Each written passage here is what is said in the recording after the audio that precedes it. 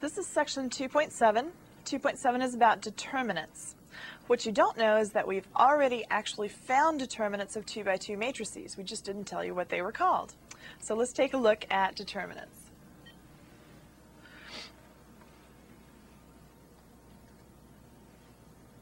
Okay, first of all, the definition of a determinant for a 2 by 2 matrix. If the matrix is made up of A, B, C, D, then the notation is det of A. And if you happen to use MATLAB, you'll find that the same command, det, finds determinants with MATLAB. But det of A, which is equal to, this is another way to write the notation, is to, instead of the brackets on each side of the matrix, you put what looks like absolute value symbols. So it's straight brackets. And that also tells you to find the determinant of that matrix. And it's just equal to AD minus BC. Now, if you remember when we found an inverse of a 2 by 2 matrix, we used 1 over AD minus BC in finding that inverse. So AD minus BC should look familiar to you. Okay, let's take a look at an example. Find the determinant of negative 3, 2 in the first row, 0, 6 in the second. Well, like it said before, we do AD minus BC, so it's negative 3 times 6 minus 0 times 2, or 2 times 0, it doesn't really matter. And that's just equal to negative 18 in this case.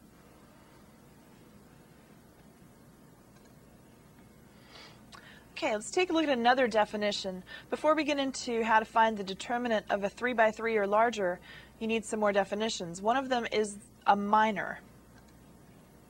The ijth minor, and the notation is M, it's a capital M, sub ij, is found by deleting the ith row and jth column of matrix A.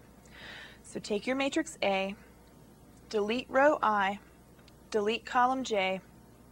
That gives you capital M sub ij. Let's look at an example here. Let's take my favorite matrix, 1, 2, 3, 4, 5, 6, 7, 8, 9. And let's find capital M sub 1, 3. So we want the minor sub 1, 3.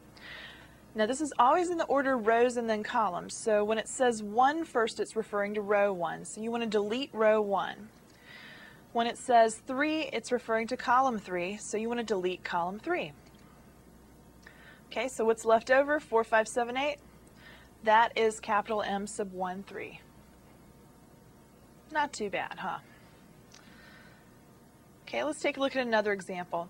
If you needed to find M sub 3, 2, again, it's in rows and then columns. So row 3, you want to delete. Column 2. That leaves you with 1, 3, 4, 6. That's the minor, M sub 3, 2.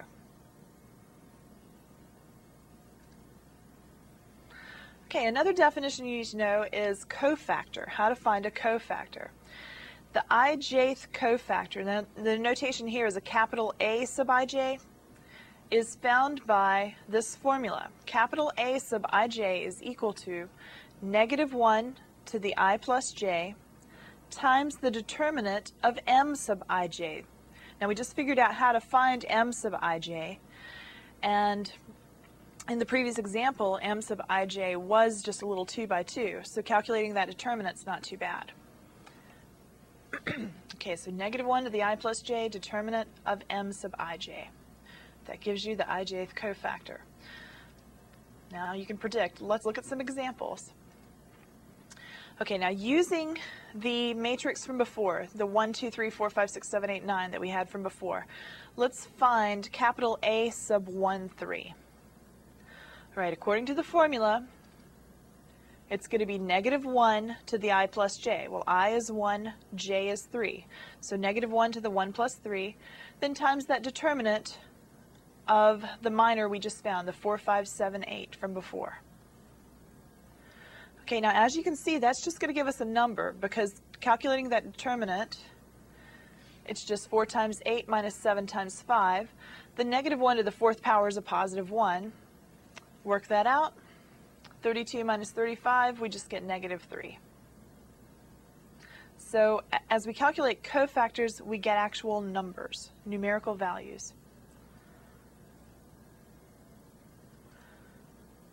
Okay, let's look at another.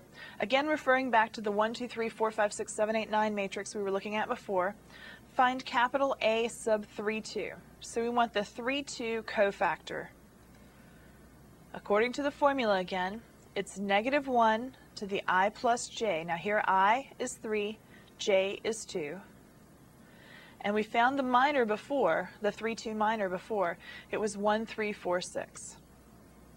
Okay, now we just want to calculate the determinant of that minor, the 1, 3, 4, 6.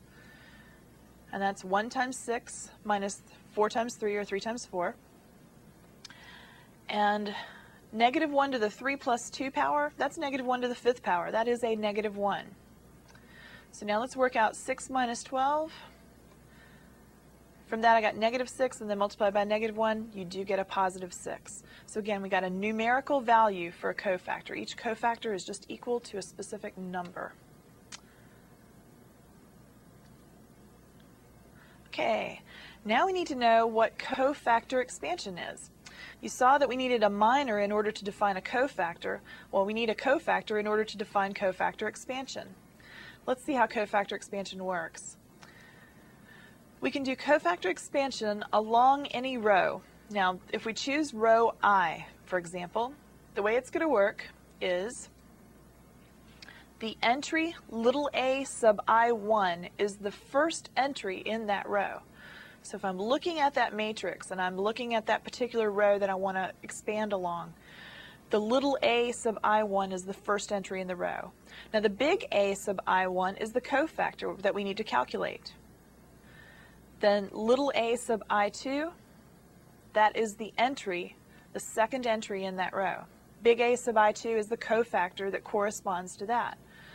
If you keep going, then little a sub IN is the last entry in the row, the actual number that's sitting in that row. And then capital A sub IN is the cofactor that I need to calculate using the formula from before.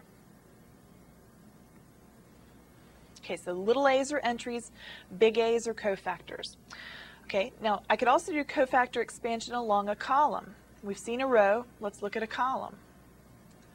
If I want to go along column J, okay, so looking at a particular column in your matrix,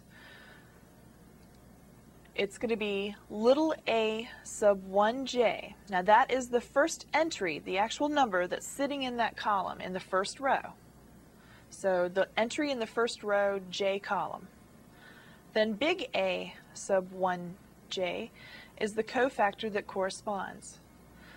Little a sub 2j is the entry, the second entry in the column. Capital A sub 2j is the cofactor. If we keep going, you go all the way to the end of the column. The last entry in that column is going to be in the last row. So that's going to be little a sub nj. Big A sub nj is the cofactor that corresponds. Okay, so again, the little a's are the entries in the matrix itself. The big A's are the cofactors that we have to calculate using the formula from before. Okay, let's look at a theorem. You may not see how useful this is quite yet, but I think you will by the end of this lesson. Cofactor expansion along any row is equal to cofactor expansion along any column. So if I need the value of cofactor expansion, it's my choice as to whether I want to go along row 1, row 2, row 3, whatever row. Or if I maybe wanted instead to go along a particular column, I could choose column 1, column 2, column 3. Any of those expansions are going to give me the same value. And the reason we care about that is because the definition of a determinant for a larger than 2 by 2 matrix is the value found from cofactor expansion. So that should explain why I care about cofactor expansion. If I'm going to find determinants, I need to know how to do cofactor expansion. And you notice it does the determinant of a square matrix. So I can only do determinants of 3 by 3s, 4 by 4s, 5 by 5s. I have to have the same number of rows and columns. I can't do determinants of non-square matrices like 3 by 4s and so on. Okay, of course, let's look at some examples. Let's take my favorite matrix, 1, 2, 3, 4, 5, 6, 7, 8, 9, and say it asked us for the determinant of that matrix. Remember those straight brackets on each side ask us to find determinants. All right, I can choose any row or any column according to that theorem from before. Well, I'm not particularly drawn to any row or any column, so let's just go with row 1. Okay, if I go along row 1, the cofactor expansion would be the first entry in row 1 is little a sub 1, 1. The first cofactor, well, the cofactor that corresponds to that would be big A sub 1, 1. Then plus the second entry in the row would be little a sub 1, 2. I know it's little a sub 1, 2 because I'm in row 1, column 2. Then big A sub 1, 2, because that's the cofactor that corresponds. Plus the last entry in row 1 would be little a sub 1, 3, and then times the cofactor big A sub 1, 3. Okay, so again, little a's are entries, big A's are cofactors. Let's see how this all shapes up. Okay, I have 1 times negative 1 to the 1 plus 1 times the determinant of the matrix 5, 6, 8, 9 plus 2 times negative 1 to the 1 plus 2 times the determinant of the matrix 4, 6, 7, 9 plus 3 times negative 1 to the 1 plus 3 times the determinant of the matrix 4, 5, 7, 8. Okay, now here the 1 was the little a sub 1, 1. This expression, negative 1 to the 1 plus 1, 5, 6, 8, 9 determinant, that is the cofactor sub 1, 1. Okay, so as you see, the entry, little a sub 1, 1, was the actual value that was sitting in that matrix in that position. Okay, similarly, the 2 is the entry from the matrix, little a sub 1, 2. Whereas this expression, negative 1 to the 1 plus 2 times the determinant of 4, 6, 7, 9, that's the cofactor sub 1, 2. Now that's just straight from that formula. It was negative 1 to the I plus j times the determinant of the minor. Okay, now the 3 corresponds to the third entry in the first row because it's in the first row, third column. Thus the subscripts 1, 3. Negative 1 to the 1 plus 3 times 4, 5, 7, 8. That is the cofactor big A sub 1, 3. Okay, so hopefully you can see where all this stuff comes from. All right, from there we know how to calculate the determinant of a 2 by 2 matrix. So from there all this mess just becomes a bunch of numbers. As you'll see on the next screen, at the top, the 5, 6, 8, 9, its determinant would be 5 times 9 minus 6 times 8.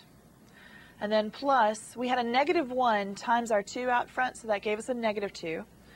And then the determinant of that little 2 by 2 matrix was 4 times 9 minus 7 times 6, plus, this time I had a positive 1 times the 3, so that gave us a positive 3, and then 4 times 8 minus 7 times 5. Okay, from there, arithmetic, right?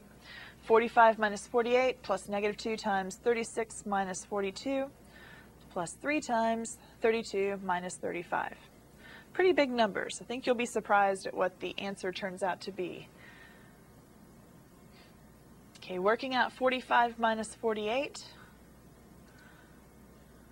we're going to get negative 3. Then we had plus negative 2 times, it'll be negative 6, plus 3 times negative 3. That's just 0. So the determinant of my favorite matrix is 0.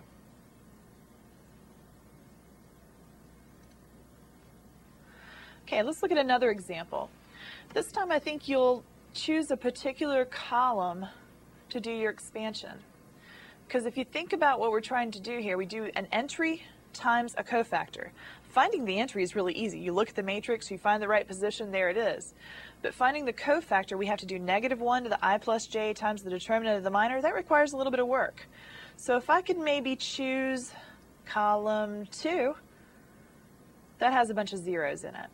And that'll save me some work. Okay, expansion along column 2 is going to be the first entry in column 2, which is little a sub 1, 2, times capital A sub 1, 2, the cofactor, plus little a sub 2, 2, that's in the second row, second column, times the cofactor, capital A sub 2, 2, plus small a sub 3, 2, times capital A sub 3, 2. Okay, when we work that out, like I said, since some of those entries are zeros, I don't even have to work out that first cofactor. I have 0 times cofactor a sub 1, 2. Well, I don't care what a sub 1, 2 is because I know 0 times it is just going to be 0.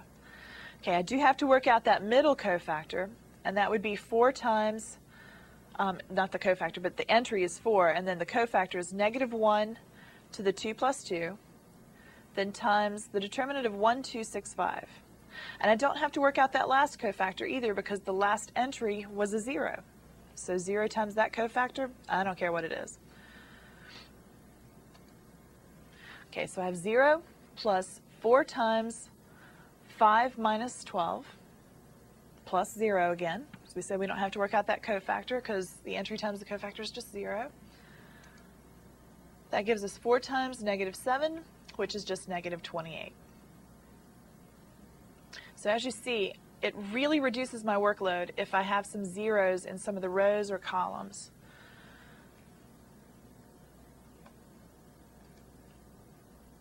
Okay, now let's look at a 4 by 4. Here we have a 4 by 4 matrix. The first row is 0, 0, 3, 0. I just said a bunch of zeros, didn't I? That would have been a good row to expand along too. I happen to choose column 1 though because column 1 is 0, 0, 0, 1. We're going to get the same answer though according to the theorem, so it doesn't really matter which we choose. But you definitely want to go with something that has a lot of zeros. So either row 1 or column 1 would be a good choice in this case.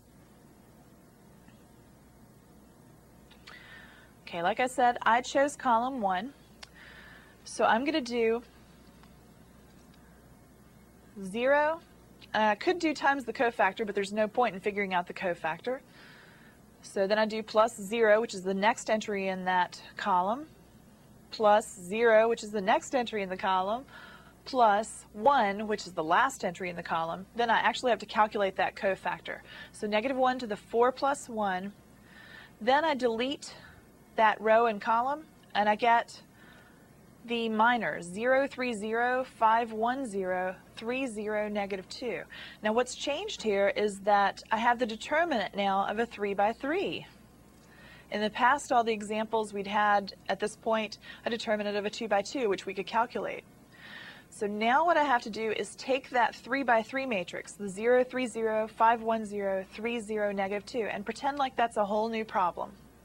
Okay, now out front of that, I'm going to have 1 times -1. So I am going to have a -1 in front of that. Well, I chose to look at that 3 by 3 matrix and expand along row 1. And like I said, you treat it like it's a whole new problem. So maybe that 3 was in a different position in the 4 by 4 matrix. We don't care. We just care about where it is right now. Okay, so I went with row 1. You could have gone with column 3. That would have been just as good. Just happened to pick row 1. And like I said, we had the -1 from before. So the -1 is just sitting out front from the previous line. Then along row 1, I would have 0 plus the 3 times the cofactor, -1 to the 1 plus 2 times the determinant of the matrix 5, 0, 3, -2, plus the last entry in that row is a 0 again, so I don't have to calculate its cofactor either. All right, now I've got it in terms of a 2 by 2, and I can calculate the determinant of a 2 by 2. So out front, I still have a -1. Then inside of the parentheses, I have a 3. I'll have another -1. And then I can calculate the determinant of 5, 0, 3, negative 2 by multiplying 5 times negative 2, subtracting 3 times 0. So I'm getting negative 1 times 3 times negative 1 times negative 10 minus 0. When you work all that out, you just get that the determinant is negative 30. So if you do have a 4 by 4 matrix, you're probably hoping there are a lot of zeros in one of those rows or columns.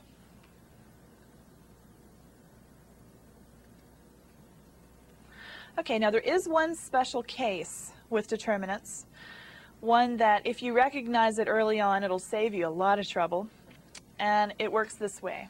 If all of the entries either above the main diagonal or all of the entries below the main diagonal are zeros, then the determinant of that matrix is just the entries in the main diagonal multiplied together. So little a sub 1, 1, little a sub 2, 2, little a sub 3, 3, and so on. Okay, so anytime that you see a matrix that has a bunch of zeros in it, you might want to just draw the main diagonal and check above it. If everything above it is a 0 or everything below it is a 0, then you can calculate its determinant very quickly. Now this type of matrix is actually, it has a name. It's called a triangular matrix, but we get into that later. So let's take a look at an example. As you see here, I have the matrix 3, 0, 0 in the first row. Second row is 4, negative 1, 0. Third row is 3, 7, 2. Okay, now look at the main diagonal. 3, negative 1, 2 is the main diagonal. Just above that main diagonal, I see a 0, another 0, and another 0. Okay, everything above that main diagonal is 0. Every entry is a 0. So I can just multiply those entries in the main diagonal together, the 3, the negative 1, and the 2. 3 times negative 1 times 2 is negative 6. Very quickly, I have the answer. So the determinant of this matrix, you just multiply the entries in the main diagonal. Okay, another example. This time, I want to find x if this determinant, the determinant of the matrix x, negative 2, negative 1, x minus 1 is 0. Okay, now if this had been a 3 by 3 or a 4 by 4 or whatever, I'd still follow the same process. You just want to look at the matrix on the left, calculate its determinant. In this case, it's going to be x times x minus 1 minus positive 2. That's equal to 0. From there, it's just algebra. So we'd want to multiply out x times x times negative 1, and then minus 2. Now conveniently this factors into x minus 2 times x plus 1. And if you remember, if I ever have two quantities in algebra multiplied together to give me 0, that means one of them has to be 0, or maybe both. In this case, it would be x equal to 2, because if I plug in a 2 for x, then I get 2 minus 2, that would be 0, or x could be negative 1. Okay, so I found the values, the possible values of x if the determinant of that matrix is equal to 0.